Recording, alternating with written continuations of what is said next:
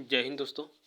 आज इस audio article में हम रिकॉर्ड करेंगे केमिस्ट्री क्लास 3 की नोट्स। ठीक है, तो ये ऑडियो फॉर्मेट में ही रहेगा और इसका जो पीडीएफ है वो टेलीग्राम चैनल पर अवेलेबल है। ठीक है, तो शुरू करते हैं केमिस्ट्री क्लास 3 नोट्स और बाय शशांक सर। ठीक है, चलिए शुरू करते हैं। सबसे पहले हम देखेंगे कि पदार्थ का जो रासायनिक वर्गीकरण किया गया है, तो इस रासायनिक वर्गीकरण में पदार्थ को कितने हिस्सों में बांटा गया है। ठीक है ना, तो इसका आंसर है 3 हिस्सों में बांटा गया है। ठीक है ना, रासायनिक तौर पर पदार्थ को 3 भागों में बांटा गया है। एक होता है तत्व, दूसरा होता है यौगिक और तीसरा होता है मिश्रण। ठीक है, तो एक बार फिर रिपीट करेंगे। पदार्थ का जो रासायनिक वर्गीकरण किया गया है, तो रासायनिक वर्गीकरण में पदार्थ को 3 हिस्सों में बांटा गया है, तत्व, यौगिक और मिश्रण। बात अब एक एक करके हम चर्चा करेंगे। तत्व क्या होता है, तत्व के बारे में जितनी जानकारी हमें है वो उसके बारे में बताएंगे। फिर देखेंगे हम यौगिक और मिश्रण। इसके बारे में हम अगला ऑडियो नेक्स्ट ऑडियो आर्टिकल में रिकॉर्ड करेंगे, क्योंकि वो भी हुआ नहीं है। तो अभी सिर्फ तत्व के बारे में हुआ है। तो देखते हैं तत्व के बारे में क्या है। सबसे पहले बताना है तत्व क्या होता है। ठीक है, तत्व की परिभाषा क्या है या फिर तत्व क्या होता है ये बताना है। तो पदार्थ का शुद्धतम रूप जो होता है, ठीक है ना, तत्व की परिभाषा यही है कि तत्व की परिभाषा है पदार्थ का शुद्धतम रूप। ठीक है, पदार्थ के शुद्धतम रूप को हम क्या बोलते हैं, तत्व बोलते हैं। ठीक है, फिर अगला बताना है अगला तत्व जो एलिमेंट है, ये एलिमेंट वर्ड किसने दिया है। ठीक है ना, एलिमेंट नाम किसने रखा था, ये एलिमेंट शब्द जो यूज़ किया था ये किया था अपने रॉबर्ट बॉयल ने। ठीक है ना, किसने किया था, रॉबर्ट बॉयल ने किया था। लेकिन अगर यही पूछ लिया जाए कि भाई तत्व जो है इसकी परिभाषा किसने दी थी, तत्व की परिभाषा दी थी लेवोजियर ने। यहाँ पर कंफ्यूज बिल्कुल नहीं होना है। केमिस्ट्री के फादर हम किसे कहते हैं, वो लेवोजियर को कहते हैं। ठीक है ना, फादर ऑफ केमिस्ट्री किसे कहते हैं, वो भी लेवोजियर को ही कहते हैं।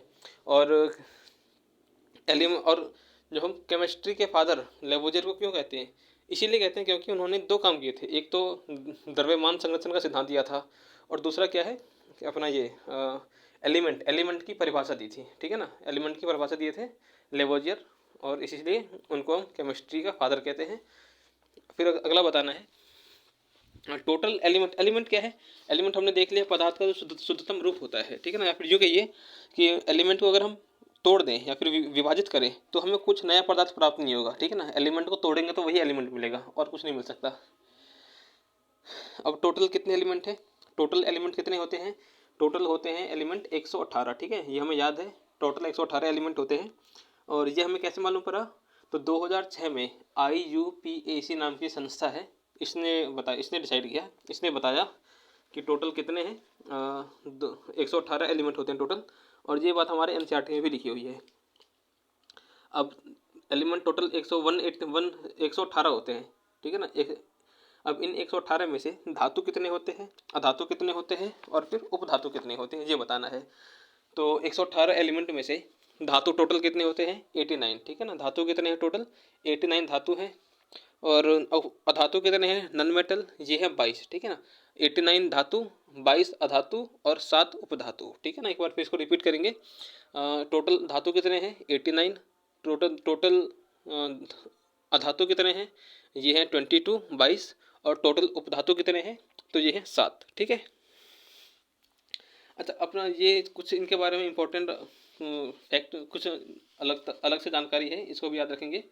पीरियोडिक टेबल में एलिमेंट कहाँ पर होते हैं, पीरियोडिक टेबल जो होता है, पीरियोडिक टेबल, इसमें एलिमेंट कहाँ पर होते हैं, बाईं तरफ होते हैं। ठीक है, लेफ्ट साइड में क्या होते हैं, धातु होते हैं। ठीक है ना, जो धातु कहाँ पर है, लेफ्ट तरफ धातु है और अधातु कहाँ पर है, बाईं तरफ है। ठीक है, अधातु कहाँ पर है, बाईं तरफ है, धातु कहाँ पर है, लेफ्ट तरफ है। लेकिन जो उपधातु है वो कहाँ पर है, वो बीच में होता है और लैडर के फॉर्म में होता है। ठीक है ना, सीढ़ी, हमने फोटो वगैरह आप देखेंगे नोट्स में मिल जाएगा आपको, तो सीढ़ी के फॉर्म में होता है उपधातु। ठीक है, अच्छा अब जो नीचे के जो दो हिस्से होते हैं पीरियोडिक टेबल में, जो नीचे के 2 हिस्से होते हैं, तो ऊपर वाले को हम क्या बोलते हैं, उसमें से लेंथेनाइड्स, और उसके नीचे वाले को हम क्या बोलते हैं, एक्टिनाइड्स। ठीक है ना, क्या बोलते हैं, एक्टिनाइड और लेंथेनाइड, लेंथेनाइड और एक्टिनाइड। ठीक है, लेंथेनाइड ऊपर वाला, एक्टिनाइड नीचे वाला। अब हम जानते हैं टोटल एलिमेंट कितने हैं, 118 हैं। उन 118 एलिमेंट में टोटल धातु कितने हैं, 89 है। ठीक है। टोटल कितने धातु हैं, 89 है। अब हमें ये बताना है कि जो मेटल है या फिर धातु, तो सॉलिड धातु कितने हैं, लिक्विड धातु कितने हैं और गैसेस धातु कितने हैं। देखो धातु है तो धातु गैसेस तो हो ही नहीं सकता, ये तो कॉमन सेंस की बात है, ठीक है ना। धातु के गैस के फॉर्म में कोई धातु हो ही नहीं सकता, लेकिन धातु लिक्विड के फॉर्म में जरूर हो सकता है, ठीक है। कौन कौन सा है, टोटल 5 ऐसे धातु हैं जो लिक्विड फॉर्म में होते हैं। कौन कौन से, पारा होता है, गैलियम, रुबिडियम, कैसीजियम या फिर सीजियम और फ्रांसीजियम, ठीक है ना। टोटल 5 हैं जो क्या होते हैं, लिक्विड फॉर्म में होते हैं। उन और भी शर्तें हैं, उन शर्तों को बाद में बताया जाएगा। अभी बस इतना ध्यान में रखिए कि टोटल कितने ऐसे कौन कौन से ऐसे मेटल हैं जो लिक्विड फॉर्म में रहते हैं। तो सबसे पहले हो गया अपना पारा, फिर मरकरी बोलो, ठीक है ना, मरकरी, कैसीजियम, रुबिडियम, फ्रांसीजियम और गैलियम, ठीक है। अब यहाँ पर भी ये क्या है, अच्छा यहाँ इससे भी क्या गौर करना है हमें, सिर्फ रूम टेम्परेचर, ठीक है ना, रूम टेम्परेचर पे जो गर्म होते हैं, ठीक है ना, रूम टेम्परेचर पर लिक्विड के फॉर्म में कौन सा रहता है, पारा, ये तो हम जानते हैं। पारा क्या है, एक ऐसा एलिमेंट है, पारा एक ऐसा एलिमेंट है जो एलिमेंट भी है, या फिर यूँ कहिए कि एलिमेंट भी है, मेटल भी है, लेकिन ऐसा मेटल है जो लिक्विड फॉर्म में होता है, लेकिन कौन से टेम्परेचर पे, रूम टेम्परेचर पे, ठीक है ना। बाकी चार जो है वो रूम टेम्परेचर से भी ज़्यादा होना चाहिए उसका टेम्परेचर, ठीक है ना। रूम टेम्परेचर से ऊपर का अगर तापमान रहा तो वहाँ जाकर वो लिक्विड फॉर्म में हो जाते हैं। जैसे कि हमारे पास क्या है, गैलियम, सीजियम बोलिए फिर कैसीजियम बोलिए, एक ही बात है। फिर रिपीट करेंगे, गैलियम, सीजियम, फ्रांसीजियम और रुबिडियम, ये चार ऐसे हैं जो रूम टेम्परेचर से ऊपर तापमान होता है तो लिक्विड फॉर्म में रहते हैं। अब बात करते हैं सॉलिड, ठीक है ना। सॉलिड फॉर्म में कितने मेटल होते हैं, 84, ठीक है ना।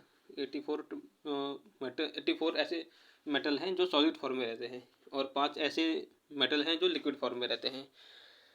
फिर बात करते हैं कौन सा, अच्छा यहाँ पर नोट रखना है, ऐसे कौन से दो मेटल हैं, ठीक है ना, ऐसे कौन से दो ऐसे मेटल हैं या फिर ऐसे कौन से दो मेटल हैं जो हथेली पर रखने पर पिघलने लगते हैं, ठीक है ना। कौन है वो, गैलियम और सीजियम, ठीक है ना। रिपीट करेंगे, गैलियम और सीजियम दो ऐसे मेटल हैं जिनको हम हथेली पर रखते हैं तो वो पिघलने लगता है।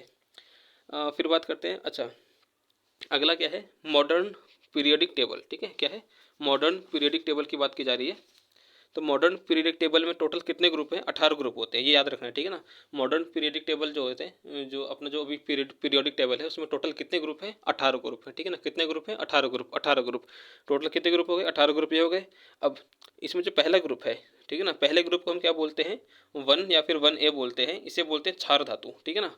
जो टोटल 18 ग्रुप हैं, इसमें जो पहला ग्रुप है जिसको हम 1A लिखते हैं, इसमें कौन कौन से धातु रहते हैं, इसमें रहते हैं अल्कलाइन मेटल, ठीक है ना। क्या रहते हैं इसमें, अल्कलाइन मेटल रहते हैं जिसको हम बोलते हैं क्षारीय धातु, ठीक है। कौन कौन से होते हैं इसमें क्षारीय धातु, कौन कौन से हैं, एक तो होता है लिथियम, सोडियम और पोटेशियम, ठीक है, बहुत इंपॉर्टेंट है। कौन से ऐसे तीन ऐसे कौन कौन से मेटल हैं जो क्षारीय धातु हैं, लिथियम, सोडियम और पोटेशियम। अच्छा इसमें याद रखना है ये तीनों क्या हैं, बहुत ज़्यादा क्रियाशील रहते हैं, ठीक है ना। बहुत जल्दी किसी से भी रिएक्शन कर लेते हैं, जिनसे भी रिएक्शन करना है बहुत जल्दी कर लेते हैं। तो इस चक्कर में हम क्या करते हैं, लिथियम को मोम में रखते हैं ताकि ये क्या करें, जल्दी किसी से रिएक्शन ना कर पाए। इस चक्कर में लिथियम को किस में रखते हैं, मोम में रखते हैं। और वहीं जो अपने पास सोडियम है, सोडियम और पोटेशियम है, इसको हम किस में रखते हैं, केरोसिन तेल में रखते हैं, ठीक है। सोडियम और पोटेशियम को किस में रखते हैं, केरोसिन के तेल में रखते हैं, ठीक है। फिर अगला क्या है, अगला जो हमें बताना है ये क्या है, जो दूसरा ग्रुप है, दूसरे ग्रुप में हम क्या रखते हैं, अल्कलाइन अर्थ मेटल या फिर यूँ कहिए क्षारीय मृदा धातु। पहले ग्रुप में रखते हैं क्षारीय धातु को, लेकिन दूसरे ग्रुप में रखते हैं क्षारीय मृदा धातु को, ठीक है। इसमें दो मेटल आते हैं, कौन कौन सा, एक तो आता है अपना मेटल नहीं, दो एलिमेंट आते हैं, कौन से, कैल्शियम और मैग्नीशियम, ठीक। कैल्शियम धातु नहीं है, लेकिन कैल्शियम क्या है, ये अधातु कह सकते हैं, अधातु कहिए या फिर अधातु कहिए, क्योंकि एलिमेंट तो ये है ही, ठीक है ना। तो क्षारीय मृदा धातु में कौन कौन से हैं, एक तो कैल्शियम और एक मैग्नीशियम, ठीक है, याद रहेगा। अगला बताना है ग्रुप नंबर 3 से लेकर ग्रुप नंबर 12 तक, ठीक है ना। 3 से 12 तक का जो ग्रुप है इसमें कौन से रहते हैं धातु, इसमें रहते हैं संक्रमण धातु, ठीक है ना। तीसरे से 12वें तक में रहते हैं संक्रमण धातु। और संक्रमण धातु कौन कौन से होते हैं? एक तो होता है अपना फेरस, दूसरा है कोबाल्ट और तीसरा है निकेल। ठीक है ना, फेरस, कोबाल्ट और निकेल। फेरस, कोबाल्ट और निकेल क्या है? ये संक्रमण धातु हैं, जो जिसको हम ग्रुप 3 से ग्रुप 12 तक रखते हैं। तो हमने देखा, अब एक बार फिर से रिकॉल करते हैं। Metal total, sorry element total कितने होते हैं? 118 होते हैं। उन 118 मेटल, सॉरी 118 मेटल में, सॉरी माफ़ कीजिएगा, 118 एलिमेंट में 89 तो होते हैं मेटल, ठीक है, 22 होते हैं नॉन मेटल और 7 होते हैं उपधातु। ठीक है, तो अब बात करेंगे, हमने मेटल देख लिया। हाँ, अब हम देखते हैं नॉन मेटल अधातु देखते हैं। तो अधातु टोटल कितना है?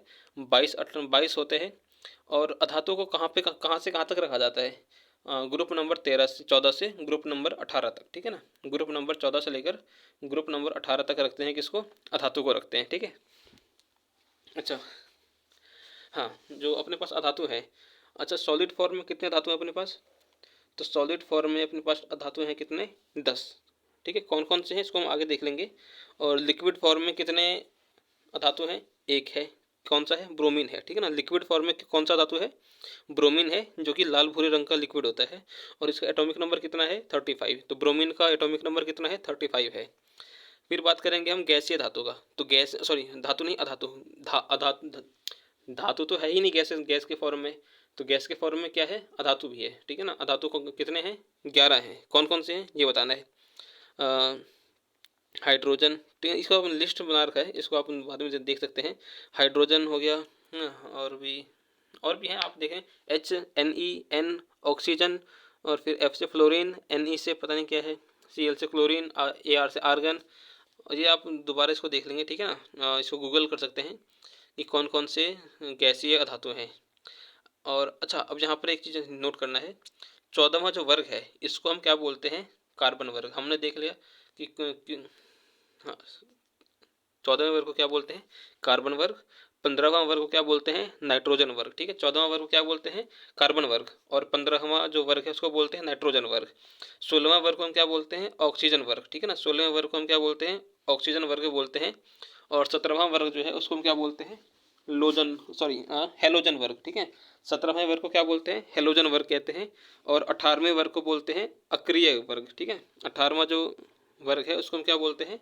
अक्रिय वर्ग। ठीक है, अच्छा यहाँ पर ध्यान रखना है, जो 15वां वर्ग है जिसको हम नाइट्रोजन, 15वें वर्ग को हम क्या कहते हैं? 15वें वर्ग को कहते हैं नाइट्रोजन वर्ग, ये तो हमें पता है।